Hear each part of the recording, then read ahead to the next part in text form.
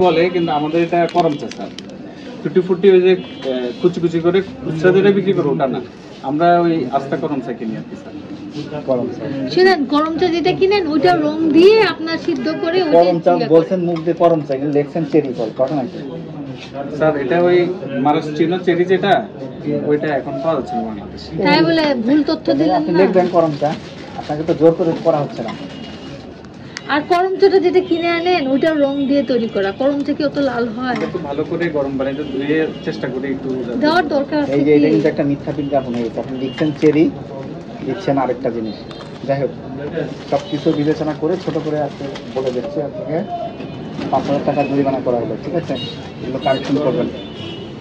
এটা দরকারে না দিতে পারলে না দিবেন, কিন্তু ভুল তথ্য দিবেন না, ঠিক আছে? বুঝতে পারছেন? আর ওই মেয়াদগুলো বসাবেন, একটারও মেয়াদ নেই কোনো। এই যে ফকির বাড়ি ঠিকানাটা দিয়ে দিতে পারো, ইয়াতে যাবে।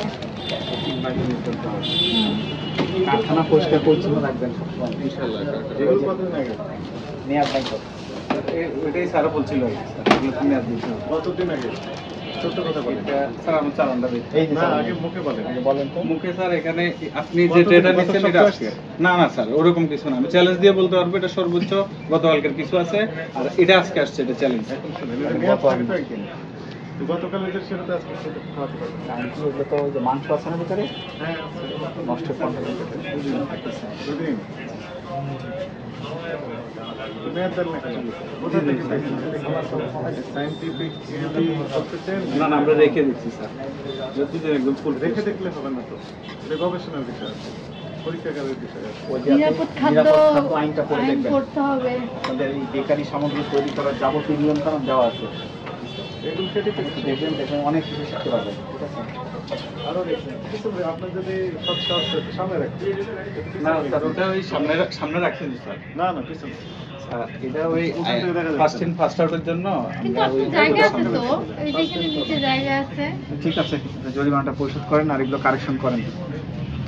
ইয়ে কোথায়?